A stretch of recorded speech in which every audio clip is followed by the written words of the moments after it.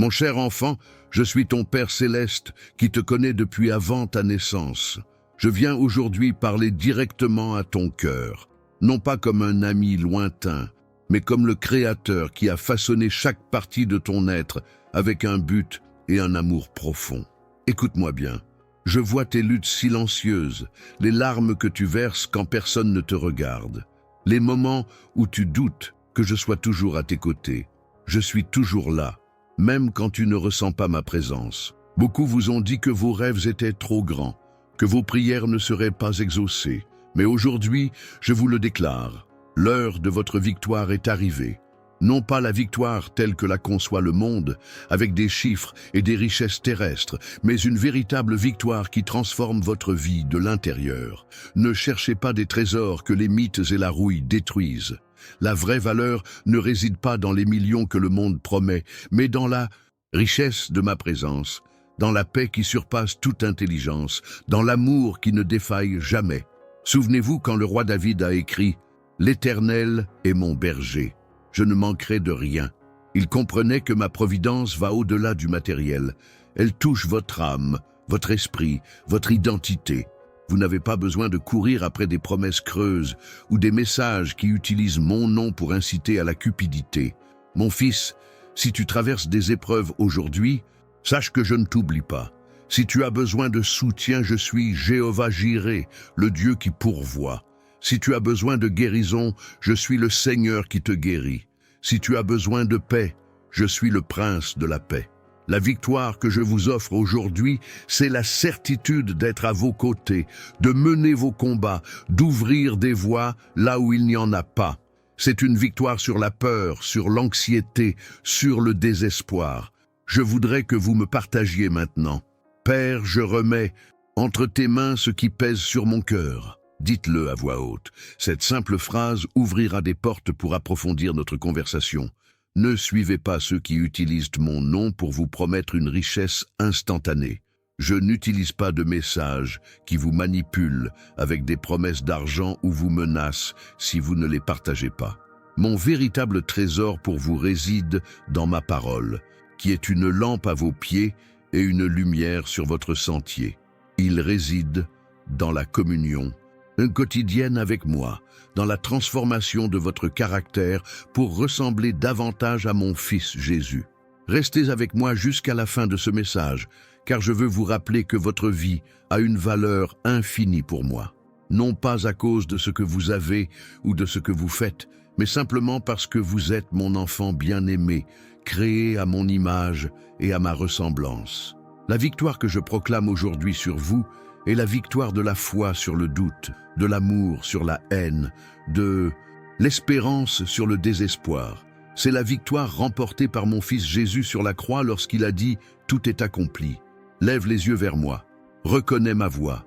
Je suis le Dieu qui accomplit l'impossible, qui transforme les vies, qui restaure ce qui semblait perdu. Et je suis là avec toi maintenant et pour toujours. Mon Fils, quand je te regarde, je vois au-delà des apparences. Je vois le cœur que j'ai créé, le potentiel que j'ai implanté en toi avant même que tu ne prennes un premier souffle. Nombreux sont ceux qui voient les circonstances et le désespoir de la vie. Mais je veux que tu comprennes que ton histoire ne se définit pas par tes problèmes, mais par ma présence constante à chaque chapitre. Pensez-y. Combien de fois vous ai-je sauvé de dangers dont vous n'aviez même pas conscience? Combien de portes ai-je fermées pour vous protéger de chemins qui vous détruiraient? Combien de fois ai-je placé des personnes stratégiques sur votre chemin, précisément au moment où vous en aviez le plus besoin? Si vous pouviez voir ce que je vois, vous comprendriez qu'il n'y a pas de hasard dans la vie. Chaque rencontre, chaque opportunité, chaque défi ont été permis par moi pour un but plus noble. Prenez un instant pour lire et réfléchir. Pouvez-vous identifier au moins 3 moments où je suis intervenu clairement dans votre vie? Commentez ci-dessous. Je reconnais ta présence dans mon histoire quand, et complétez avec votre expérience personnelle. Ce simple acte de reconnaissance vous ouvrira les yeux sur ma présence constante. Beaucoup recherchent des signes grandioses, s'attendant à ce que je me manifeste dans les tempêtes et le tonnerre. Mais souvenez-vous d'Élie sur la montagne. Il n'était pas dans le vent violent, ni dans le tremblement de terre, ni dans le feu, mais dans la douce brise. C'est ainsi que je vous parle souvent, dans le calme, dans les petits détails de la journée, dans cette intuition soudaine, dans ce verset qui vous saute aux yeux lorsque vous ouvrez ma parole. Avez-vous cherché ma voix aux bons endroits? Avez-vous pris le temps de vous taire devant moi? Dans l'agitation constante de ce monde, beaucoup perdent la capacité de discerner ma direction. Pour vous aider à reconnaître mes signes au quotidien, je vous ai préparé un cadeau spécial. Dans le commentaire épinglé de cette vidéo, vous trouverez un livre numérique intitulé « Comment reconnaître les signes de Dieu au quotidien ». Ce n'est pas un hasard. Si vous en êtes arrivé là, ce document a été préparé spécialement pour cette étape de votre vie. Cliquez sur le lien et recevez ce cadeau qui transformera votre perception de ma présence. Mon fils, quand je t'ai appelé à me suivre, je n'ai jamais promis que ce serait facile. Regarde mon fils Jésus, il a affronté l'incompréhension, le rejet, la trahison et même la croix. Mais c'est dans la douleur qu'est venue la plus grande victoire que ce monde ait jamais connue. Tes difficultés actuelles ne sont pas la fin de l'histoire. Elles ne sont qu'un chapitre nécessaire du développement de ton caractère. Ce projet qui semble prendre tant de temps à se concrétiser, ce n'est pas que je vous ai oublié. Je travaille en coulisses, préparant les gens, les ressources et les circonstances. Mon temps n'est pas un temps humain. Là où vous constatez des retards, j'opère avec perfection. Ce problème de santé qui vous tracasse, je vous accompagne à chaque rendez-vous chez le médecin, à chaque contrôle, à chaque nuit de douleur. Je suis le Dieu qui guérit, mais je suis aussi le Dieu qui soutient quand la guérison n'est pas encore arrivée. Ma grâce vous suffit. Cette relation familiale brisée, je suis un spécialiste de la restauration. Rien ne m'est impossible. Continuez à prier, continuez à aimer, même quand il n'y a pas de réciprocité. Continuez à pardonner comme je vous ai pardonné en Christ. Beaucoup de gens autour de vous ne comprennent peut-être pas votre foi. Ils pourraient même se moquer de vos croyances ou vous demander pourquoi vous faites confiance à un Dieu qu'ils ne voient pas. Ne vous laissez pas intimider. La vraie foi ne dépend pas de l'approbation des autres. Souvenez-vous que Noé a construit une arche alors qu'il n'y avait aucun signe de pluie, qu'Abraham est parti sans savoir où il allait, que Moïse a affronté le pharaon le plus puissant de l'époque. Si cette vidéo vous touche, ne la gardez pas pour vous. Partagez ce message avec quelqu'un qui a besoin d'entendre qu'il n'est pas seul, qu'il est aimé inconditionnellement. Cliquez sur le bouton « Partager » dès maintenant.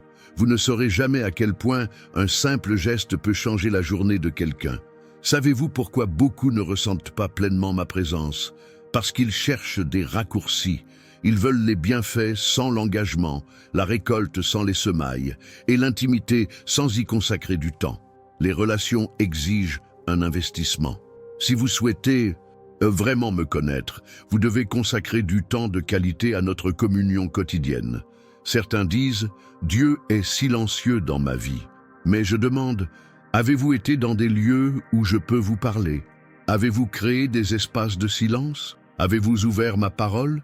Avez-vous recherché la communion avec d'autres de mes enfants? Ma voix rivalise rarement avec le bruit. J'ai besoin de votre effort intentionnel pour créer des moments où vous pouvez discerner ma direction. J'ai appris à parler votre langue. Pour certains, je m'exprime à travers la nature, un coucher de soleil majestueux ou la complexité d'une petite fleur. Pour d'autres, je m'exprime à travers les circonstances, des portes qui s'ouvrent et se ferment. Pour certains, je m'exprime à travers les rêves et les impressions. Pour beaucoup, je m'exprime principalement à travers ma parole écrite, la Bible. Avez-vous découvert votre langue maternelle avec moi? Pour mieux comprendre comment identifier ma voix dans votre quotidien, accédez au livre numérique que j'ai préparé spécialement pour vous. Le lien se trouve dans le commentaire épinglé. Ce matériel vous aidera à discerner quand c'est moi qui parle et quand ce sont simplement vos propres pensées ou des influences extérieures. C'est un cadeau qui peut transformer complètement votre cheminement spirituel. Laissez-moi votre oui dans les commentaires. Un simple « Je suis disponible, Père » suffit pour commencer une nouvelle œuvre dans votre vie. Beaucoup de chrétiens vivent comme des orphelins spirituels. Ils se comportent comme s'ils devaient gagner mon amour, comme s'ils étaient seuls au monde. Mon fils, je veux que tu comprennes une fois pour toutes, tu as un père. Rien n'arrive dans ta vie sans passer d'abord par le filtre de mon amour. Quand tu regardes les étoiles dans le ciel, souviens-toi, celui qui a placé chacune d'elles à sa place exacte connaît ton nom. Celui qui maintient les planètes sur leurs orbites, parfaites, est attentif aux détails de ta vie. Comment pourrais-je t'oublier? Si cette vidéo vous a interpellé, n'hésitez pas à la liker. Ce simple geste permet à d'autres de découvrir ce message d'espoir. Je sais que beaucoup d'entre vous luttent contre le découragement. Les circonstances semblent inchangées, les prières semblent aller et venir. Je comprends votre frustration.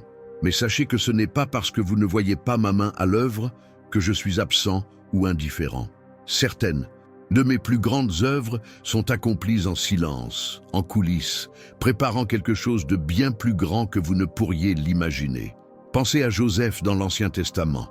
Pendant des années, j'ai eu l'impression de l'avoir abandonné, de la fosse à l'esclavage, de l'esclavage à la prison.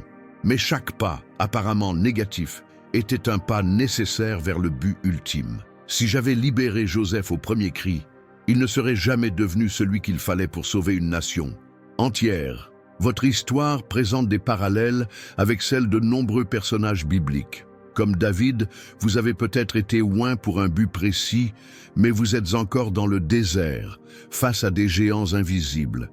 Comme Esther, vous occupez peut-être une position stratégique pour un temps comme celui-ci, mais vous ne comprenez pas encore pleinement pourquoi. Comme Paul, vous avez peut-être une écharde dans la chair qui vous humilie et vous rend dépendant de ma grâce au quotidien.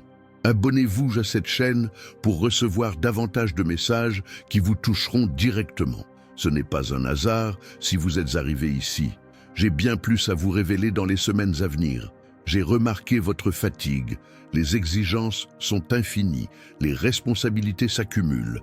Et vous avez souvent l'impression de courir un marathon sans ligne d'arrivée en vue. Je vous invite à un exercice simple. Fermez les yeux 30 secondes et respirez simplement. Imaginez-vous me confier chaque souci un par un. Ce petit geste d'abandon peut complètement transformer votre journée. Certains d'entre vous se demandent « Si Dieu m'aime, pourquoi permet-il tant de souffrance dans ma vie ?» C'est une question légitime. Vos doutes et vos questions ne me vexent pas. Mais je veux que vous compreniez, je permets certaines difficultés non pas parce que je vous aime moins, mais parce que je vous aime trop pour vous laisser tel que vous êtes. La souffrance, placée entre mes mains, devient un puissant outil de croissance et de transformation. Le métal doit passer par le feu pour être purifié. Une perle naît de l'irritation d'une huître. Un diamant naît sous une pression extrême. Votre vie spirituelle suit des principes similaires. Les difficultés que vous rencontrez aujourd'hui forgent un caractère qui ne pourrait se développer dans des conditions confortables. Dans le livre numérique que j'ai préparé pour vous, j'explique en détail comment distinguer les épreuves que je vous envoie pour votre croissance des attaques ennemies auxquelles vous devez résister. Nombreux sont ceux qui confondent ces deux types d'adversité et finissent par combattre ce qu'ils devraient accepter ou par accepter passivement ce qu'ils devraient combattre. Le lien se trouve dans le commentaire épinglé. Ne manquez pas cette occasion de développer votre discernement spirituel.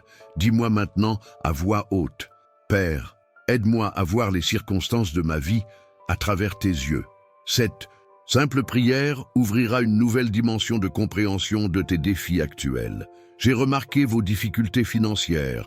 Les factures s'accumulent, vos ressources semblent toujours insuffisantes. Et parfois, vous vous demandez si je suis vraiment le Dieu de la providence décrit par la Bible. Sachez que votre situation financière ne reflète ni mon amour pour vous, ni ma capacité à subvenir à vos besoins. Souvent, les difficultés dans ce domaine sont l'occasion d'apprendre des principes de gestion, de générosité et de confiance qui seront fondamentaux pour la prochaine étape de votre vie. Je ne vous promets pas une richesse instantanée ni une prospérité sans but. Je vous promets d'être à vos côtés, de vous guider et de vous fournir ce dont vous avez besoin pendant que vous apprenez à gérer judicieusement ce que vous possédez déjà. Souvenez-vous, c'est moi qui ai nourri des milliers de personnes avec 5 pains et 2 poissons. Je peux multiplier le peu que vous avez entre les mains. Les relations humaines ont été une source de souffrance pour beaucoup d'entre vous. Vous avez fait confiance à des personnes qui vous ont déçus. Vous avez ouvert votre cœur à ceux qui ne savaient pas apprécier votre vulnérabilité. Vous avez investi dans des relations qui n'étaient pas à la hauteur de vos attentes. Je comprends votre douleur. J'ai été et je continue d'être la personne la plus trahie et rejetée de l'histoire.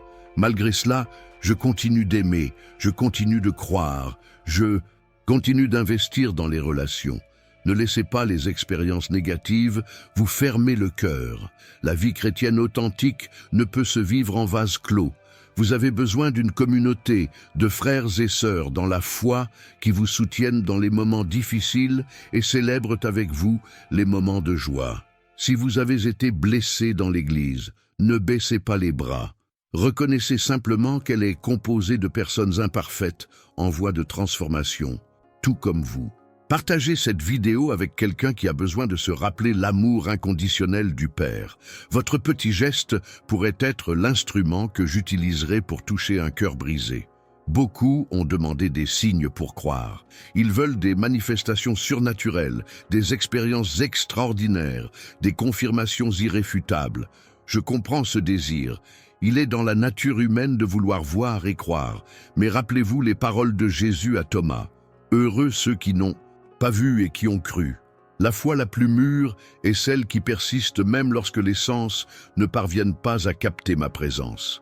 Les plus grands miracles ne sont pas toujours les plus spectaculaires. Le miracle d'un cœur transformé, d'un caractère modelé à l'image du Christ, d'un esprit renouvelé par la vérité, ce sont des œuvres divines plus profondes et plus durables que toute guérison physique ou manifestation surnaturelle. J'ai vu ton dévouement à me servir. Les heures que tu investis dans le ministère, les efforts que tu fais pour changer les vies, le désir sincère de faire une différence. Mais parfois, tu confonds activité et intimité, service et relation.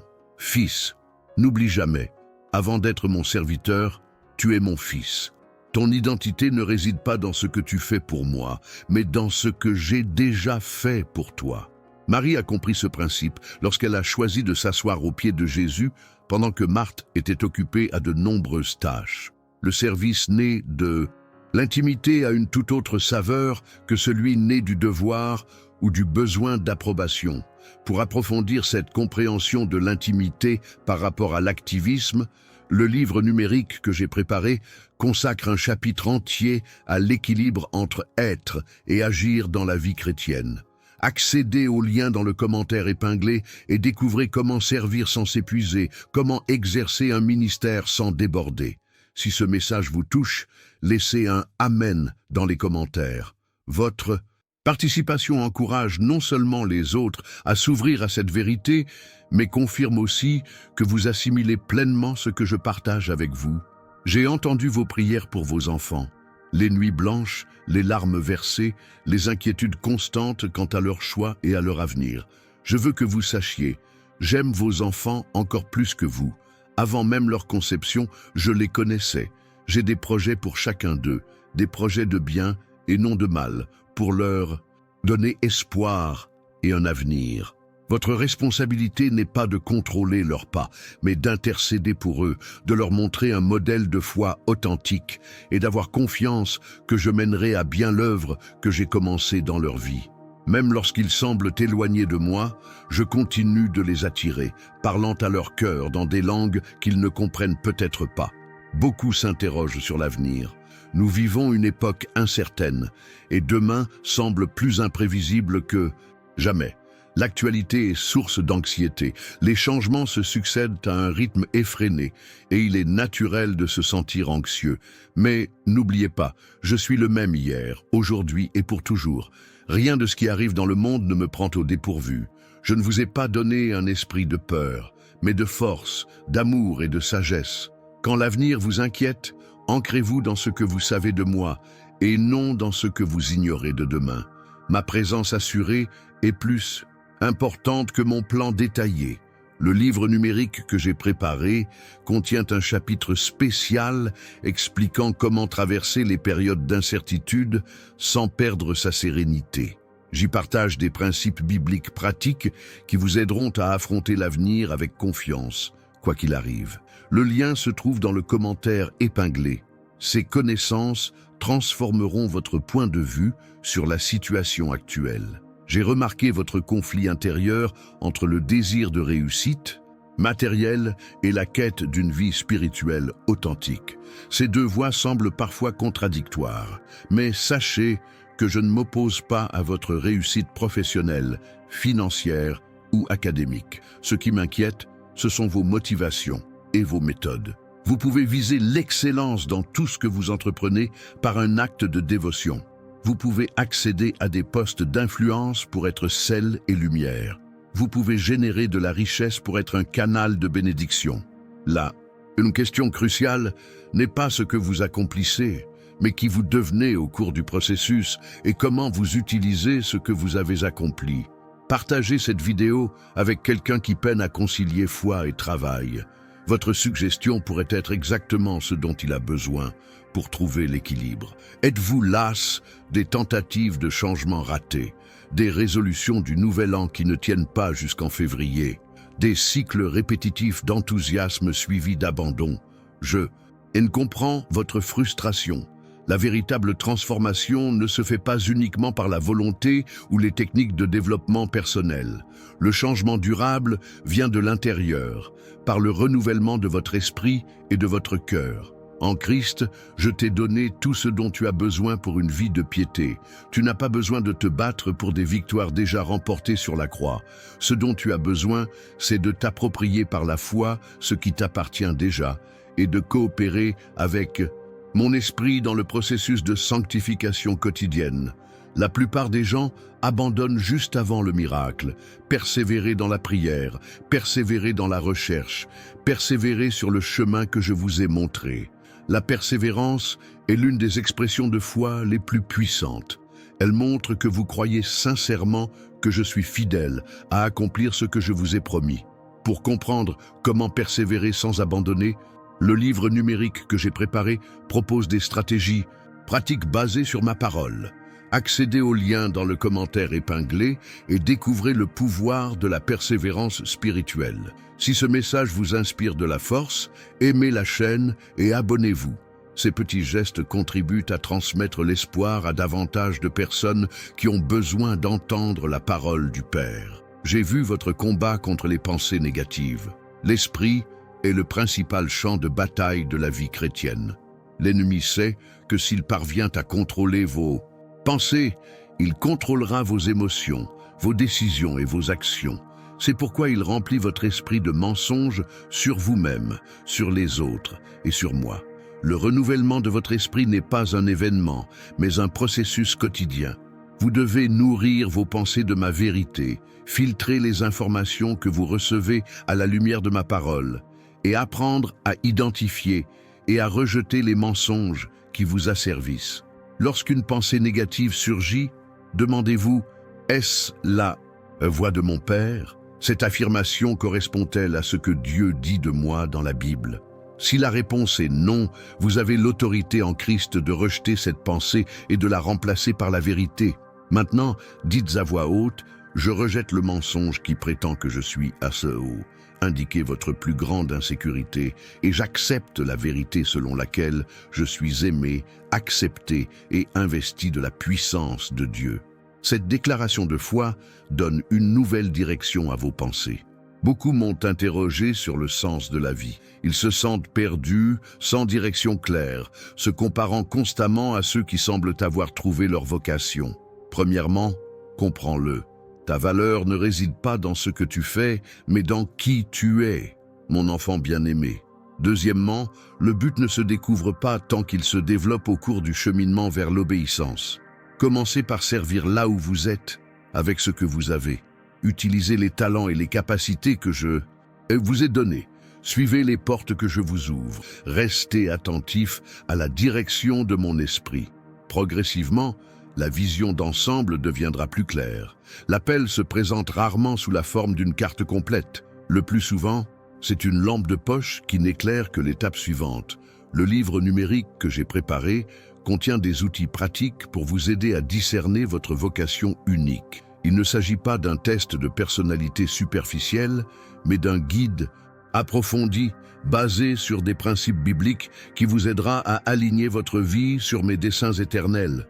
Le lien se trouve dans le commentaire épinglé. Ne manquez pas cette occasion d'y voir plus clair. J'ai remarqué votre dilemme face au pardon. Quelqu'un vous a profondément blessé, et cette blessure est devenue une prison invisible.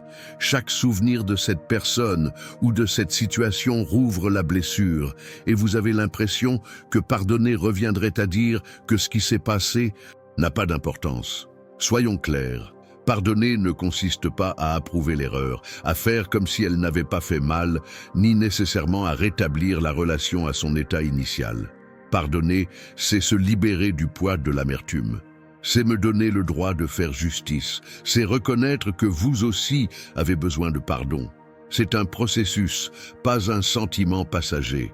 En choisissant de pardonner, même quand vous n'en avez pas envie, vous faites le premier pas vers votre propre libération. Si ce sujet vous touche particulièrement, partagez cette vidéo avec quelqu'un qui a besoin de faire l'expérience de la libération du pardon. Votre suggestion pourrait être le début d'un processus de guérison pour quelqu'un d'autre. Êtes-vous confronté à des décisions importantes? Êtes-vous paralysé par la peur de choisir le mauvais chemin? De nombreux chrétiens restent figés, attendant un signe divin pour chaque choix de vie. Mais la maturité spirituelle implique de développer le discernement, la capacité à percevoir ma direction dans les circonstances ordinaires de la vie quotidienne. Oui, il m'arrive de parler par des moyens extraordinaires, mais bien plus souvent, je vous guide par ma parole, les conseils de personnes pieuses, les circonstances, la paix intérieure et le bon sens que je vous ai donné. Ayez confiance en ces moyens ordinaires de vous guider. Ils suffisent pour la plupart des décisions que vous devez prendre. Pour les décisions cruciales, où vous avez besoin d'une clarté particulière, le livre numérique que j'ai préparé propose un modèle biblique de discernement, alliant prière, sagesse et patience. Accédez au lien dans le commentaire épinglé et découvrez comment prendre des décisions avec confiance. Même en période d'incertitude, j'ai constaté votre désir d'un véritable renouveau. Vous aspirez à voir ma gloire se manifester, des vies transformées, des communautés touchées par l'Évangile. Ce désir me réjouit. Mais rappelez-vous, les grands mouvements commencent par de petits pas d'obéissance. Le renouveau n'est pas avant tout un événement émotionnel, mais un retour à une obéissance radicale. Vous me demandez, quand le réveil commencera-t-il? Je réponds, il peut commencer aujourd'hui, avec vous. Lorsque vous déciderez de prendre mes paroles au sérieux, lorsque vous choisirez d'aimer inconditionnellement, lorsque vous vous engagerez à la vérité à tout prix, lorsque vous cesserez de comparer votre foi à la médiocrité qui vous entoure et commencerez à vous mesurer à l'aune du Christ. Si cette vidéo éveille en vous un nouvel engagement envers la vérité, laissez un commentaire. Je veux faire partie de la solution, pas du problème. Ce simple acte de déclaration publique renforcera votre détermination intérieure. Beaucoup remettent en question la valeur de l'Église institutionnelle. Ils y voient de l'hypocrisie, des divisions et des structures rigides et se demandent s'il vaut vraiment la peine de s'engager auprès d'une communauté locale. Je comprends vos réserves. L'Église visible, composée de personnes imparfaites comme vous, aura inévitablement des défauts. Mais n'oubliez jamais, l'Église n'est ni un bâtiment, ni une organisation. C'est mon épouse, mon corps, ma famille. Malgré toutes ces imperfections, elle est l'instrument principal que j'ai choisi pour manifester mon royaume sur terre. N'abandonnez pas si facilement. Soyez partie prenante de la solution, et non un simple critiqueur distant. Pour vous aider à trouver votre place dans la communauté, malgré toutes les complexités que cela implique, le livre numérique que j'ai préparé offre des conseils pratiques pour surmonter les défis de la vie d'église sans perdre confiance en autrui ni en moi. Le lien se trouve dans le commentaire épinglé. Ces connaissances transformeront votre expérience communautaire. J'ai remarqué tes difficultés avec la prière. Parfois, tu as l'impression de te parler à toi-même. Tu ne ressens pas ma présence. Tu ne vois pas de réponse claire. Et peu à peu, la prière devient plus une obligation qu'un privilège. Je veux que tu comprennes, la prière n'est pas avant tout une question de sentiment, mais de relation. Comme toute relation profonde, elle traverse des périodes, certaines remplies d'émotions et de connexions palpables, d'autres marquées par une fidélité discrète. La prière qui persiste même quand on ne ressent rien est celle qui témoigne le plus d'une foi authentique. Continuez à prier, à chercher, à frapper. Ce qui compte, ce n'est pas l'éloquence de vos paroles, mais la sincérité de votre cœur. Si vous sentez votre vie de prière renouvelée grâce à ce message, laissez un like et partagez-le avec quelqu'un qui a besoin de redécouvrir le pouvoir d'une conversation intime avec moi. J'ai remarqué votre inquiétude quant à l'état du monde.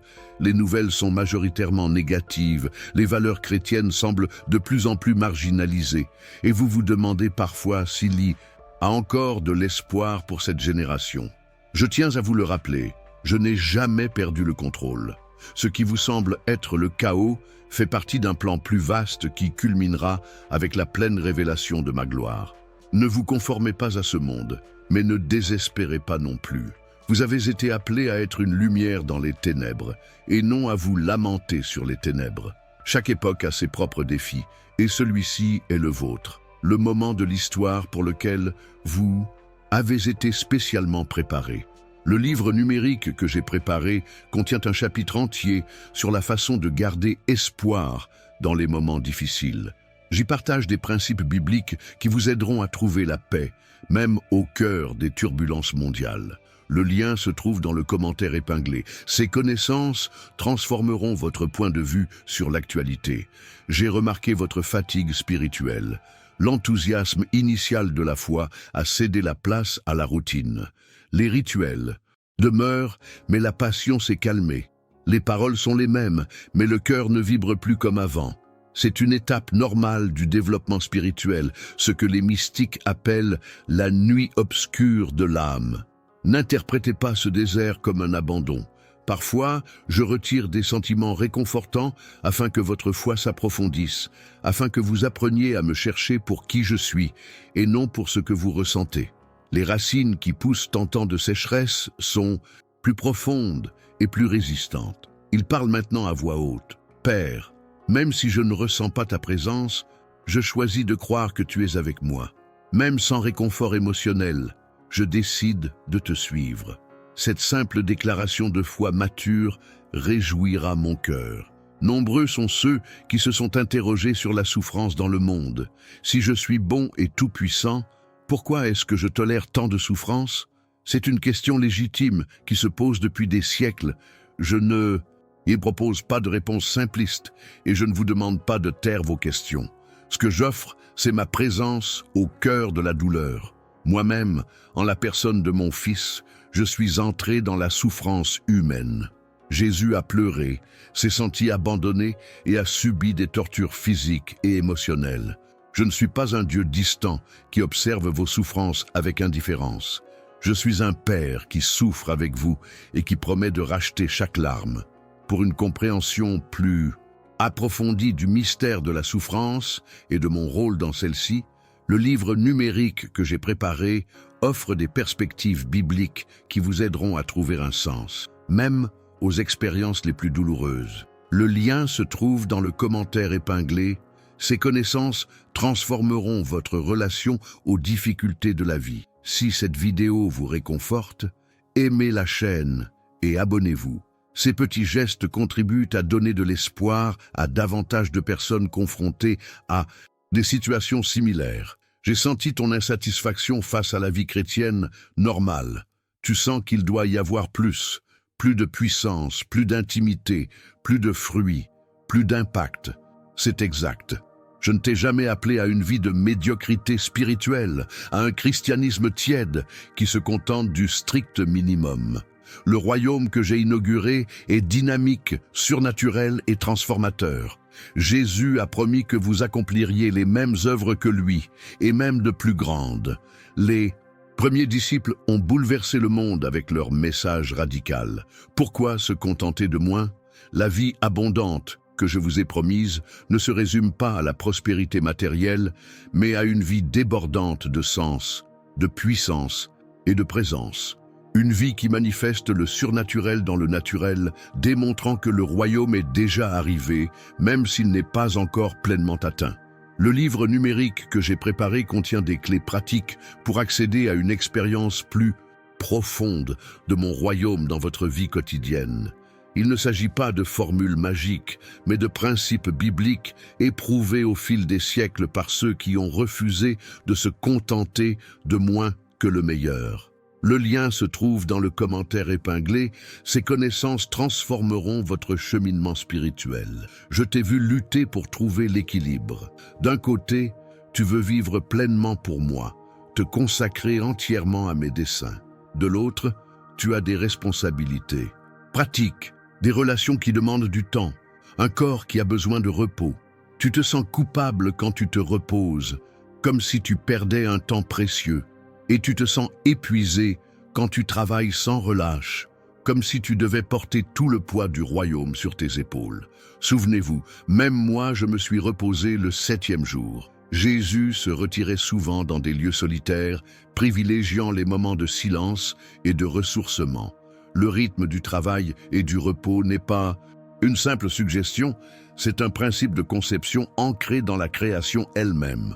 Le véritable équilibre ne signifie pas diviser sa vie en compartiments étanches, le profane et le sacré, le travail et le ministère, les loisirs et le service. Il s'agit d'intégrer tous les domaines sous ma direction, en reconnaissant que chaque aspect de la vie peut être vécu comme un culte lorsqu'il est accompli pour ma gloire. Dans les commentaires de cette vidéo, partagez un aspect de votre vie que vous aimeriez partager plus en détail avec moi. Votre transparence vous aidera non seulement à identifier vos points faibles, mais aussi à encourager d'autres personnes confrontées aux mêmes difficultés. Beaucoup d'entre vous ont lutté contre des addictions et des comportements destructeurs. Vous essayez de vous en sortir par la force de votre volonté. Faites des promesses, fixez-vous des objectifs, mais vous retombez dans le même cycle. Vous ressentez de la honte, de la culpabilité et du désespoir. Vous vous demandez si vous serez un jour vraiment libre. Je veux que vous compreniez, les addictions ne sont pas seulement de mauvaises habitudes, ce sont des forteresses spirituelles dont la simple détermination humaine ne suffit pas à les briser. Il faut une puissance surnaturelle, des stratégies qui s'attaquent aux racines et pas seulement aux symptômes, et une communauté solidaire qui vous accompagne dans ce processus de libération. La véritable liberté est rarement instantanée. C'est un cheminement de petites victoires quotidiennes, d'apprentissage de l'identification des déclencheurs, de développement de nouveaux schémas de pensée et de laisser mon esprit renouveler progressivement votre esprit. Dans le livre numérique disponible dans le commentaire épinglé, je consacre un chapitre entier aux stratégies bibliques pour briser les cycles de comportements destructeurs. Il ne s'agit pas de techniques de développement personnel superficielles, mais de principes profonds, fondés sur la vérité libératrice. Accédez-y dès maintenant et commencez votre chemin vers la véritable liberté. J'observe votre incertitude quant à l'avenir, l'incertitude économique, les tensions mondiales, l'accélération des changements technologiques. Tout cela génère une anxiété face à l'avenir. À cela s'ajoutent des préoccupations personnelles. Parviendrez-vous à subvenir aux besoins de votre famille? Votre santé tiendra-t-elle le coup? Vos enfants suivront-ils le bon chemin? L'anxiété du lendemain nous prive de la paix d'aujourd'hui. Jésus a été clair. Ne vous inquiétez pas du lendemain, car le lendemain s'inquiétera de lui-même. Il ne s'agit pas d'une interdiction de planifier avec prudence, mais de lutter contre l'inquiétude paralysante qui nous fait affronter l'avenir seul, sans ma présence ni ma protection. Quand l'avenir vous inquiète, souvenez-vous du passé, toutes les fois où je vous ai soutenu, guidé et surpris avec des solutions inimaginables. Le même Dieu qui était avec vous hier sera avec vous demain.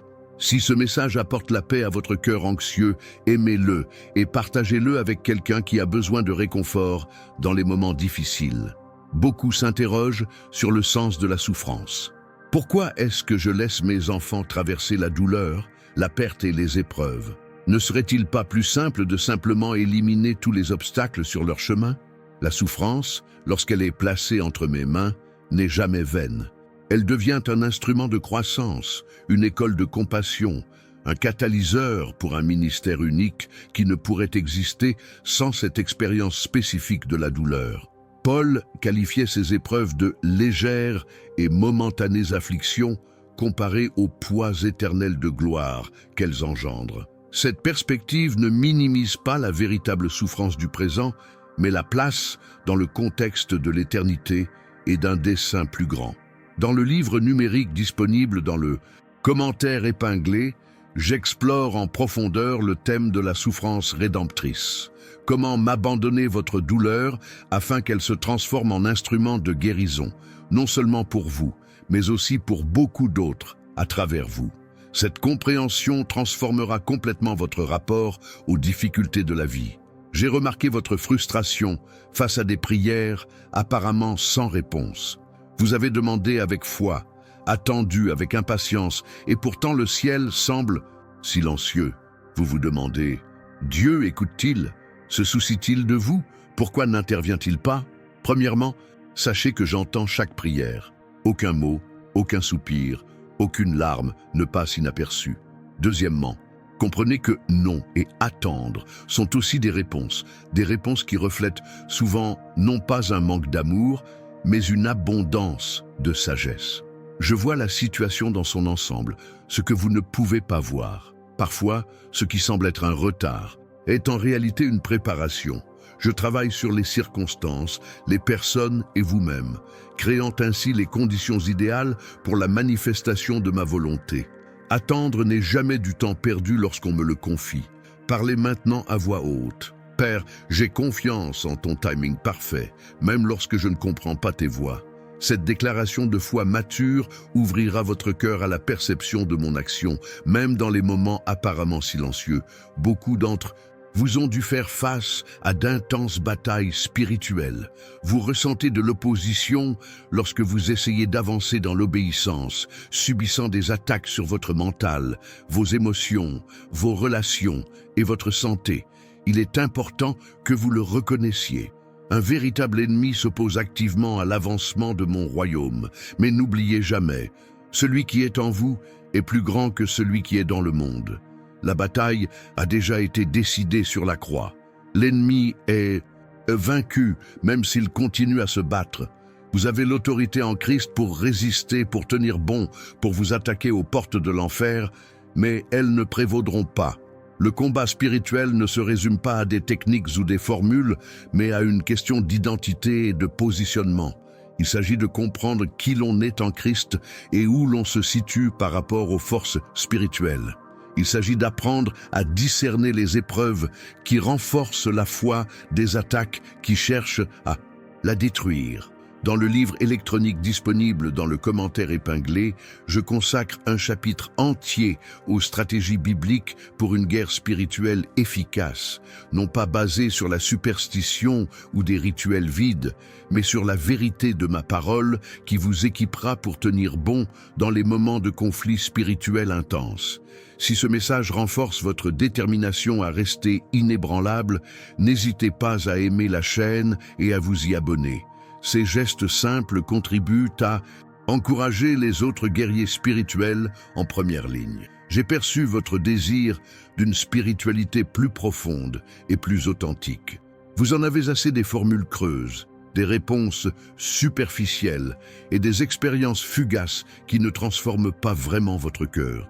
Vous aspirez à quelque chose de réel, de durable, au-delà des émotions du moment.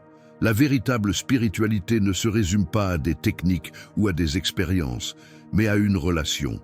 Il s'agit de me connaître non seulement comme un concept, mais comme une personne. Il s'agit de laisser ma présence imprégner chaque aspect de votre vie, vos pensées, vos décisions, vos paroles, vos actions. Les grands saints et mystiques de l'histoire ont découvert le secret de pratiquer la présence de Dieu. La conscience constante qu'ils ne sont jamais seuls, que chaque instant est une opportunité de communion, chaque tâche un acte d'adoration, chaque rencontre une possibilité de manifester mon amour. Pour approfondir cette pratique dans votre vie quotidienne, le livre électronique disponible dans le commentaire épinglé propose des exercices spirituels éprouvés depuis des siècles. Pas des rituels vides, mais des disciplines qui créent un espace pour de véritables rencontres avec moi-même au milieu de l'agitation de la vie moderne. Dans les commentaires, partagez un moment de votre journée où vous ressentez le plus ma présence. Cette réflexion vous aidera non seulement à identifier des schémas de connexion, mais inspirera aussi d'autres personnes à rechercher des moments similaires. Nombreux sont ceux qui se sont interrogés sur la volonté de Dieu pour leur vie. Que veut Dieu que je fasse? Qui dois-je épouser? Quelle carrière dois-je poursuivre? Où dois-je vivre? Ces questions, bien qu'importantes, peuvent parfois devenir paralysantes et vous empêcher d'agir par crainte de faire le mauvais choix. Ma volonté pour votre vie est bien plus vaste et précise que vous ne pouvez l'imaginer. Plus vaste car elle englobe des principes universels qui s'appliquent à tous mes enfants. Aime-moi par-dessus tout. Aime ton prochain comme toi-même. Cherche d'abord le royaume. Progresse en sainteté. Partage l'évangile. Plus précise, car elle prend en compte votre personnalité unique, vos dons, votre histoire et votre contexte. Dans ces grandes lignes, vous êtes libre de choisir. Nul besoin de craindre qu'un seul faux pas ne ruine tout mon plan pour vous. Je suis expert pour rediriger les chemins, transformer les erreurs en opportunités et tout mettre en œuvre pour le bien de ceux qui m'aiment. Dans le livre numérique disponible, je partage un modèle pratique de discernement qui allie ma parole, de sages conseils, des circonstances providentielles et la paix intérieure. Un modèle qui a guidé mes enfants à travers les siècles dans leurs décisions, grandes et petites. Suivez le lien dans le commentaire épinglé et découvrez comment aborder les carrefours de la vie avec confiance. J'ai remarqué que tu as du mal à te pardonner. Intellectuellement, tu acceptes que je t'ai pardonné en Christ, mais émotionnellement, tu continues à porter le poids de la culpabilité et de la honte. Tu regardes ton passé et ne vois que des échecs, des occasions manquées et des personnes blessées. Le pardon de soi n'est pas un concept explicitement biblique, mais la vérité est que beaucoup continuent de se punir pour des péchés déjà pleinement pardonnés sur la croix. Cette autoflagellation ne vient pas de moi, mais de l'accusateur, qui veut vous enfermer dans le passé pour vous empêcher d'embrasser pleinement votre avenir. Quand je te regarde, je ne vois pas la somme de tes échecs. Je vois mon fils bien-aimé, lavé dans le sang du Christ, revêtu de sa justice. Si le sacrifice de Jésus a suffi à satisfaire ma justice, qui es-tu pour dire qu'il ne suffit pas? Accepter mon pardon, c'est être d'accord avec moi sur ta valeur. C'est te traiter avec la même bienveillance que je te témoigne. C'est laisser le passé derrière soi et accueillir l'avenir que je te réserve.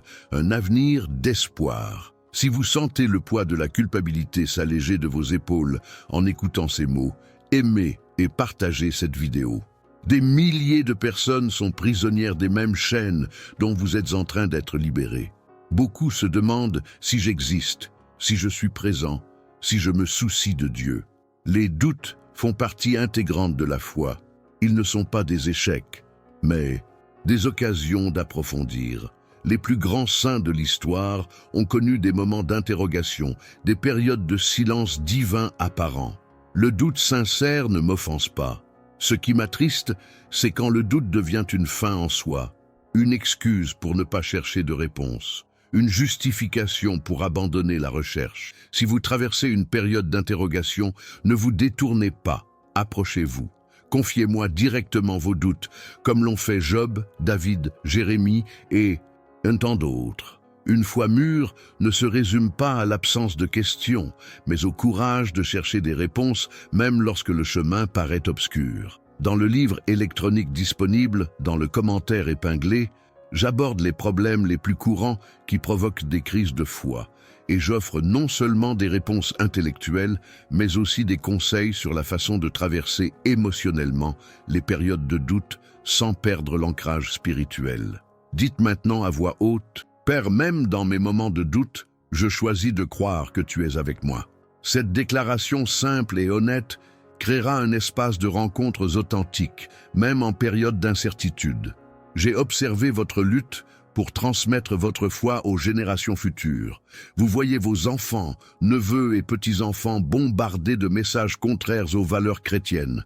Vous vous demandez s'ils resteront fidèles, s'ils auront leur propre foi, ou s'ils hériteront simplement de traditions vides de sens.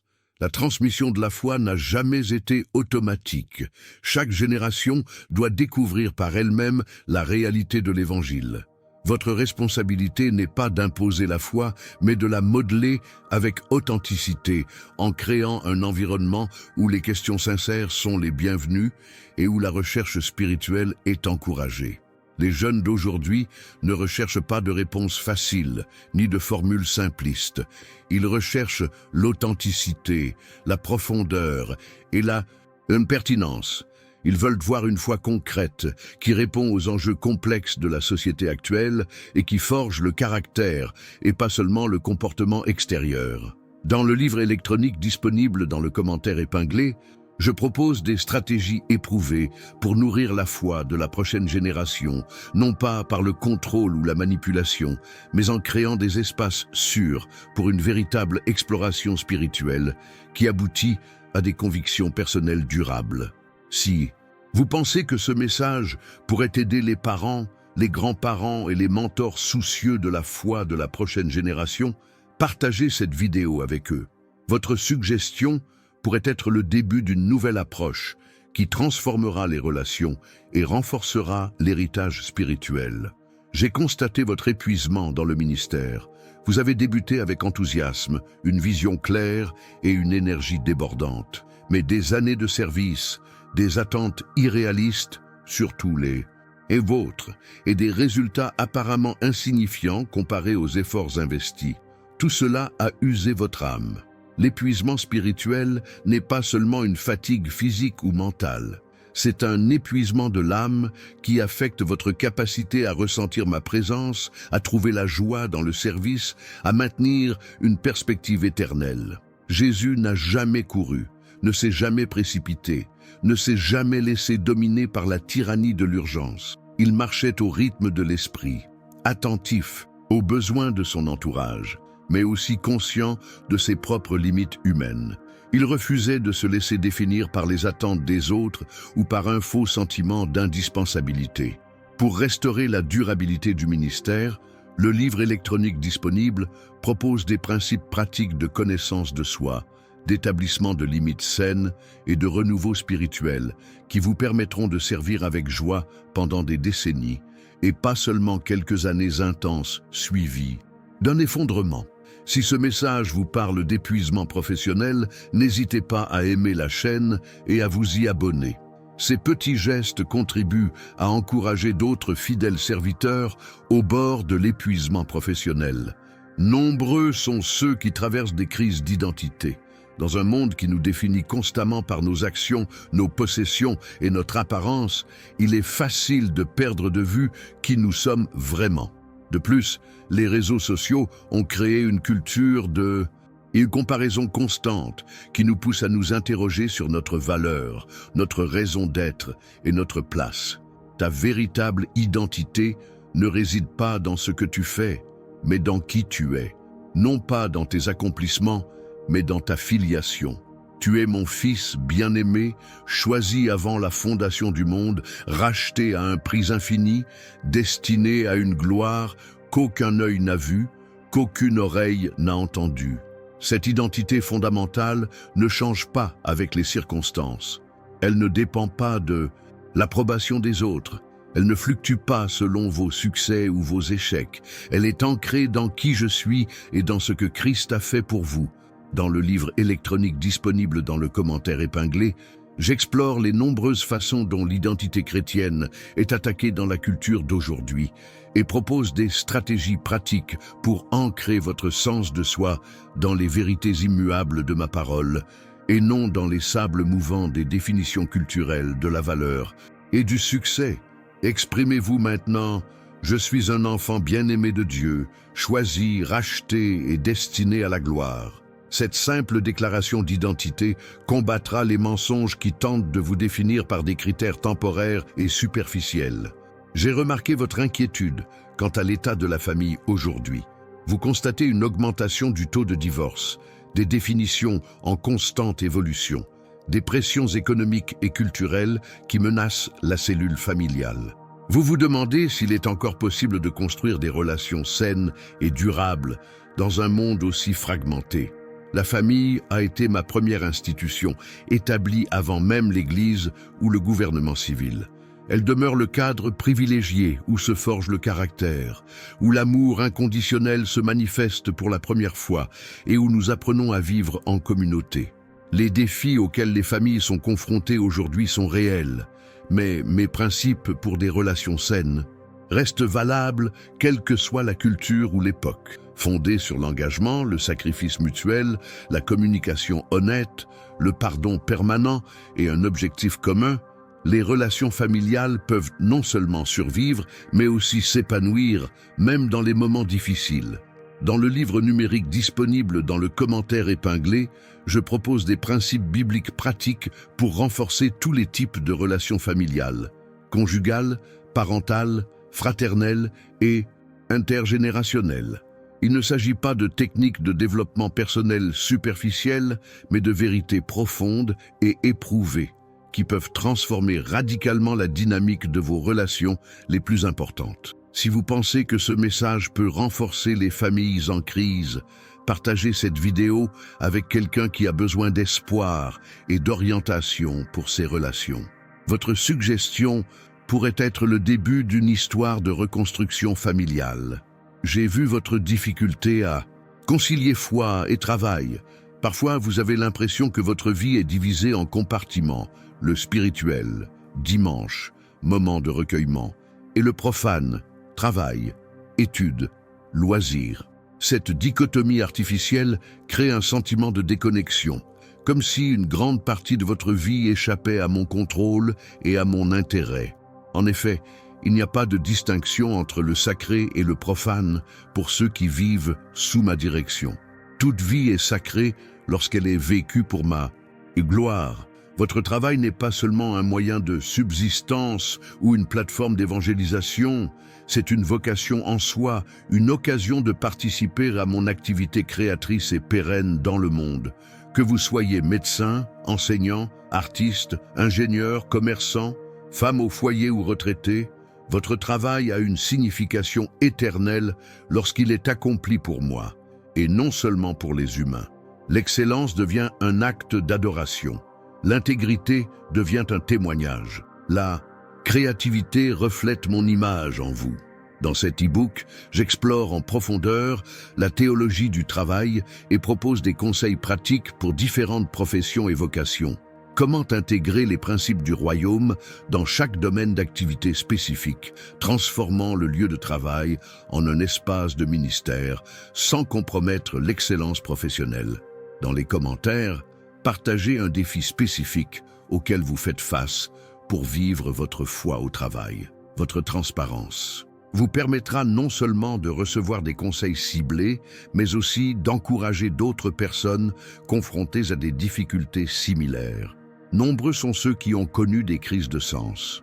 Au milieu du quotidien, des exigences constantes, de la précipitation incessante, on se demande « Est-ce tout ce qu'il y a ? À quoi ça sert ? Est-ce que je fais vraiment une différence ?» Ce sentiment de vide existentiel est particulièrement aigu dans une culture qui privilégie la productivité à la présence, la réussite aux relations. Le sens durable ne vient pas principalement de ce que l'on fait, mais de ceux pour qui on le fait. Lorsque chaque activité, chaque interaction, chaque choix est fait consciemment, comme une expression d'amour pour soi-même et pour les autres. Même les tâches les plus banales prennent un sens éternel. Jésus a transformé un simple verre d'eau en un acte d'une portée cosmique lorsqu'il a été offert en son nom. De même, vos actes de bonté, d'excellence, d'intégrité et de service, en apparence insignifiants, lorsqu'ils sont motivés par l'amour, sont inscrits dans l'éternité avec une valeur bien plus grande que les grandes réalisations motivées uniquement par l'ambition ou l'obligation. Pour découvrir un but plus profond dans chaque domaine de la vie, le livre électronique disponible propose des exercices pratiques de réflexion et d'application qui vous aideront à reconnecter les activités quotidiennes aux valeurs éternelles, transformant la routine en but et les obligations en opportunités. Si ce message éveille en vous le désir d'une vie plus pleine de sens, aimez-le et partagez-le avec quelqu'un qui traverse une crise similaire. Votre suggestion pourrait être le début d'un parcours transformateur pour quelqu'un d'autre. Je vous ai observé lutter pour garder espoir dans ces temps difficiles. Les nouvelles sont majoritairement négatives. Les problèmes semblent s'aggraver au lieu de s'atténuer. Et parfois vous vous demandez si ce monde a vraiment une solution, ou si nous sommes pris dans une spirale infernale irréversible. L'espérance chrétienne n'est pas un optimisme naïf fondé sur un déni de réalité. C'est une certitude fondée sur la promesse que l'histoire a une fin prédéterminée et glorieuse. Le mal remportera une victoire apparente, mais il sera finalement vaincu. La création gémissante sera libérée, la justice triomphera, la mort sera engloutie par la vie. Cette espérance n'est pas une échappatoire à la responsabilité présente. Elle est plutôt le moteur qui vous pousse à œuvrer pour la justice, à prendre soin de la création et à aimer votre prochain dès maintenant, sachant que vos efforts, aussi modestes soient-ils, sont les germes du royaume à venir, qui a déjà commencé à émerger. Dans le livre électronique disponible dans le commentaire épinglé, j'offre une vision biblique et équilibrée de la fin des temps, évitant à la fois le pessimisme paralysant et le triomphalisme naïf, et me concentrant sur la façon de vivre avec un espoir actif, alors que nous attendons la consommation de toutes choses. Dites maintenant à voix haute, « Père, renouvelle en moi l'espérance qui ne faiblit pas, qui me permet d'être lumière même dans les ténèbres. » Cette simple prière ouvrira votre cœur à une perspective renouvelée sur les défis d'aujourd'hui. Nombreux sont ceux qui ont dû faire face au défi de vivre à contre-courant dans une culture de plus en plus hostile aux valeurs chrétiennes. On se sent poussé à transiger sur ses principes, à taire ses convictions, à adopter la mentalité dominante. On craint d'être étiqueté, marginalisé, voire persécuté en raison de sa foi. Les premiers chrétiens ont été confrontés à des défis similaires, vivant comme des étrangers et des pèlerins dans une société qui ne partageait pas leurs valeurs fondamentales. Ils ne cherchaient ni à dominer leur culture, ni à s'isoler complètement. Au contraire, ils ont créé une contre-culture engageante, des communautés d'amour, de service et d'intégrité qui ont finalement transformé l'empire de l'intérieur. Être sel et lumière signifie préserver sa singularité. Le sel est différent des aliments qui l'assaisonnent, tout en s'engageant de manière significative. Le sel doit quitter la salière pour faire la différence. Cela signifie éviter à la fois l'adaptation culturelle et l'isolement culturel et rechercher une troisième voie d'engagement transformateur. Dans ce livre numérique, je propose des stratégies pratiques pour affronter les défis culturels complexes d'aujourd'hui sans compromettre la vérité ni sacrifier l'amour. Ces conseils vous aideront à discerner quand prendre position, quand construire des ponts et comment le faire avec grâce et vérité, en équilibre. Si cette vidéo renforce votre conviction de vivre fidèlement dans les moments difficiles, n'hésitez pas à aimer la chaîne et à vous y abonner. Ces petits gestes contribuent à bâtir une communauté virtuelle d'encouragement pour les chrétiens déterminés à vivre avec intégrité. J'ai remarqué votre souci de justice sociale. Vous constatez de profondes inégalités, des systèmes oppressifs et l'exploitation de personnes vulnérables. Vous vous demandez quelle devrait être votre réaction en tant que disciple. Certains chrétiens semblent se concentrer exclusivement sur le salut individuel, tandis que d'autres semblent remplacer l'Évangile par l'activisme politique. Mon cœur a toujours battu pour la justice. Les prophètes ont dénoncé sans relâche l'oppression des pauvres, des veuves, des orphelins et des étrangers. Jésus a commencé son ministère en déclarant qu'il était venu annoncer la liberté aux captifs et renvoyer en liberté les opprimés. L'Évangile a inévitablement des implications sociales. Parallèlement, une véritable transformation sociale durable commence par des cœurs transformés par l'Évangile. Les systèmes peuvent et doivent être réformés, mais sans régénération spirituelle, de nouvelles formes d'injustice finiront par apparaître. Le royaume progresse à la fois par la proclamation et la démonstration, par la conversion individuelle et par la réforme structurelle. Dans le livre numérique disponible dans le commentaire épinglé, je propose une théologie équilibrée de la justice sociale, fondée sur la Bible, évitant à la fois l'individualisme qui ignore les structures et le collectivisme qui ignore la responsabilité individuelle. Cette perspective vous permettra d'être un acteur de justice et de réconciliation dans un monde profondément fragmenté. Dans les commentaires, partagez un sujet d'injustice spécifique qui vous préoccupe et une action concrète que vous entreprenez ou prévoyez d'entreprendre pour contribuer à la solution. Votre exemple incitera les autres à dépasser l'indignation et à agir de manière constructive. Je vous ai vu lutter contre l'image corporelle et l'estime de soi. Dans une culture obsédée par des standards irréalistes de beauté, de jeunesse et de forme physique, beaucoup d'entre vous se sentent inadaptés, honteux, et se comparent constamment aux images, souvent manipulées, que vous voyez dans les médias. Quand je te regarde, je vois mon chef-d'œuvre. J'ai façonné chaque partie de ton être avec détermination et amour. Ta valeur ne réside pas dans la conformité à des normes culturelles éphémères, mais dans la vérité immuable que tu as été créé à mon image et racheté au prix d'un prix infini. Cela ne signifie pas négliger votre santé. Votre corps est un temple du Saint-Esprit, et en prendre soin est un acte de bienveillance.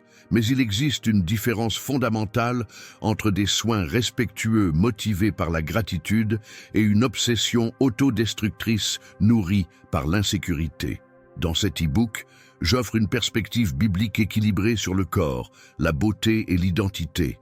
Une vision qui honore la diversité de la création, valorise la santé holistique et fonde l'estime de soi sur des vérités éternelles, et non sur des comparaisons destructrices.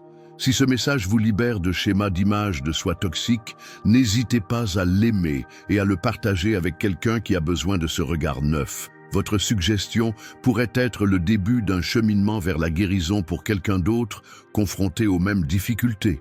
Nombreux sont ceux qui remettent en question le rôle de l'Église institutionnelle aujourd'hui. Ils y voient des structures rigides, des traditions dénuées de sens, des divisions constantes et des scandales fréquents. Certains ont complètement abandonné la communauté organisée, optant pour une spiritualité individualiste ou de petits groupes informels. L'Église visible, malgré toutes ses imperfections, demeure mon plan A pour manifester le royaume sur terre. Ce n'est ni un bâtiment, ni une confession, ni une organisation. C'est un organisme vivant, le corps du Christ, composé de personnes imparfaites en voie de transformation.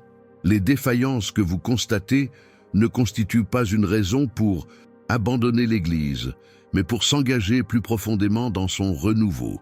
La réforme est un processus continu et non un événement ponctuel du XVIe siècle. Chaque génération est appelée à redécouvrir et à réappliquer les principes fondamentaux du Nouveau Testament dans son contexte spécifique. Dans le livre numérique disponible dans le commentaire épinglé, je propose une vision équilibrée de l'ecclésiologie, évitant à la fois l'institutionnalisme rigide et l'individualisme déconnecté. Cette perspective vous aidera à trouver votre place dans la communauté de foi et à contribuer de manière constructive à son renouvellement permanent.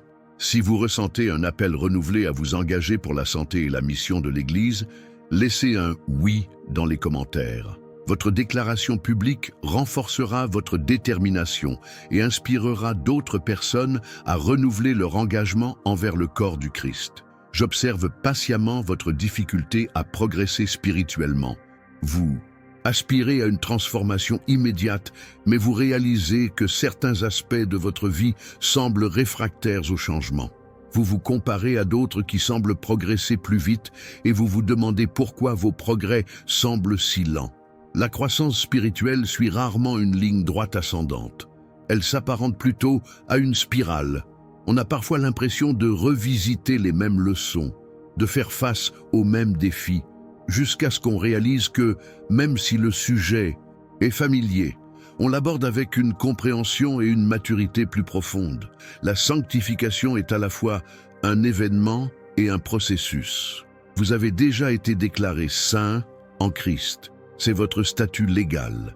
Mais la manifestation concrète de cette sainteté dans tous les domaines de votre vie est un processus graduel qui se poursuivra jusqu'au jour où vous me verrez face à face. La parabole du semeur révèle une vérité importante. Même une bonne semence met du temps à porter du fruit. D'abord la tige, puis l'épi, puis le grain tout entier. Vous ne pouvez pas précipiter la croissance naturelle, mais vous pouvez veiller à ce que le sol de votre cœur soit réceptif, exempt de pierres et d'épines qui étouffent la parole. Mon fils, tout ce que j'ai partagé avec toi dans ce message n'est que le début d'un voyage plus profond que je souhaite parcourir à tes côtés.